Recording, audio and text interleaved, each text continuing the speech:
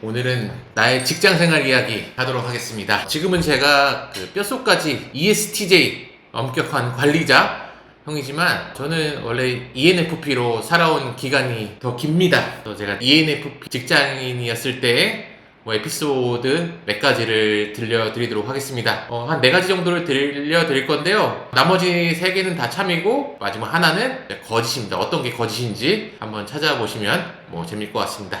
시간 순서대로 할게요. 첫 번째는 제가 신입사원 시절의 얘기입니다. 지금은 강원도가 속초, 양양도 있고 되게 핫한 관광지이지만 10년 전에는 완전히 시골이었어요. 동막골, 감자 이런 시골이었습니다. 안 그래도 제가 강원도 담당자 팀장이 마음대로 강원도를 보내버려가지고 기분이 안 좋아 있는데 어느 날 팀장이 출장을 왔어요. 출장을 와서 제가 한 몇 개월 동안 공들여 쌓아놓았던 프로젝트를 완전히 말아먹고 엉망으로 만들어 버린 거예요. 그래서 그때 제가 너무 혈기왕성하던 시절이어서 한참 그때 엄청 진짜 대들었고, 그때 정말 속초 한복판에서 지금 말하는 UFC를 한 판을 했습니다. 그래서 팀장은 새벽에 속초에서 수원까지 택시를 타고 피난을 갔고 에피소드가 있어요. 물론 지금까지도 그 선택에는 별로 후회가 없습니다. 그때는 그럴만 했다라고 생각을 합니다. 두 번째 에피소드는 카리스마 넘치는 임원이 있었습니다. 이분은 진짜 찬바람이 쌩쌩 불 정도로 이 잔인함과 이 냉정함, 진짜 엄청 무서운 사람이었어요. 그리고 보고를 매주씩 하니까 사람들이 엄청 짜증나 있는 상황이었단 말이에요. 그래서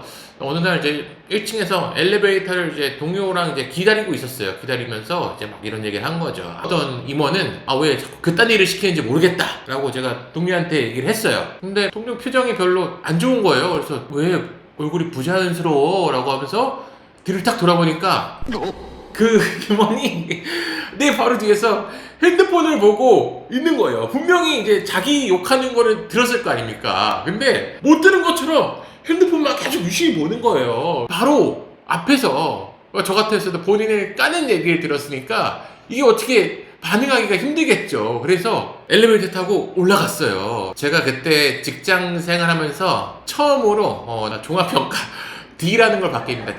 D라는 게 이제 받아보신 분은 알겠지만 받으려고 노력해도 잘 못 받는 겁니다. 그만큼 받기가 힘든 건데, 아직도 생각나는 게 임원들은 임원 전용 엘리베이터가 있는데 왜 그날은 안 타고 그걸 탔을까? 저도 의문입니다. 세 번째 히스토리는 제가 또 전에 엘모 회사를 다니면서 레전드급 스토리가 있죠. 그게 뭐냐면은 육아휴직계의 닐 암스트롱입니다. 제가 2016년 전사 2번째로 육아휴직을 신청합니다. 남자 육아휴직. 지금은 육아휴직은 아무렇지는 않잖아요. 근데 그때는 굉장히 파격적인 일이었어요. 정말 파격적인. 또 위로 욕을 어마어마하게 먹고 동기나 후배들한테는 엄청 응원을 받았습니다. 그 위에서는 육아휴직 쓰는 게 아무런 어려움이 없었는데, 제가 왜냐면 대표로 욕을 먹었으니까 얼마 후에는 지금 저랑 일하고 계신 상무님도 저보다 10몇 년 차 선배거든요. 전화와서 육아휴직 어떻게 쓰는 거냐 이렇게 물어보더라고요. 아마 2016년도에 LG전자가 가족 친화적 기업을 수상하는데 저의 지분도 어느 정도 있다고 생각을 합니다. 그리고 네 번째는 팀장 리더십 대회라는 걸 합니다. 전국에 있는 한 100여 명, 200여 명의 팀장들이 한 곳에 모여서 리더십 대회를 하는 거예요. 그때 여러 가지 연설도 하고 행사도 하고 아무튼 엄청 큰 행사인데요. 항상 그때 이런 게 좀 유행했었어요. 리버스 멘토링이라고 회사의 말을 잘 듣는 모범생 또는 성과가 뛰어난 직원들이 거꾸로 멘토링을 해주는 거죠. 팀장한테. 저랑 그런 거는 전혀 상관없는 이야기인데, 어느 날 이제 HR 담당자가 오더니 저보러 리버스 멘토링에 대해서 발표를 할 수 있냐 물어보는 거예요. 그래서 저는 그런 사람이 아닌데요, 저는 안 하겠습니다 라고 했더니 제가 예전에 그 이그나이트 행사에서 강연자로 참가한 거를 보고 이제 부탁을 한 거예요. 그 사람도 약간 좀 제정신은 아니었던 것 같아. 그래서 한석호 안 한다고 했는데 맨날 자료를 쫓아와서 해달라는 거예요. 그러면은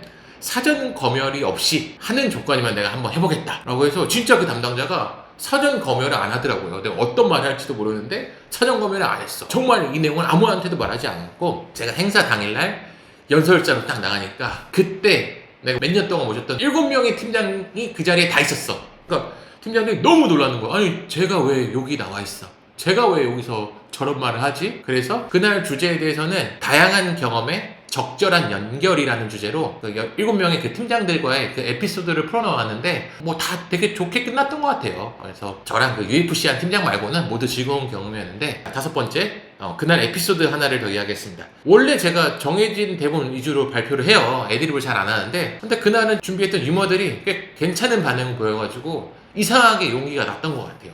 대뜸 이제 대본에도 없는 말을 제가 합니다. 팀장님들, LG전자에서 가장 쉬운 일이 뭘까요? 예, 바로 고객에게 물건을 파는 일입니다. 그럼 가장 어려운 일은 뭘까요? 예, 그 물건을 고객에게 제때 전달해 주는 일입니다. 라고 얘기를 했어요. 그때 환호성이 터졌어요. 아직도 정확히 기억나요. 그 팀장님들이 열렬히 환호했어요.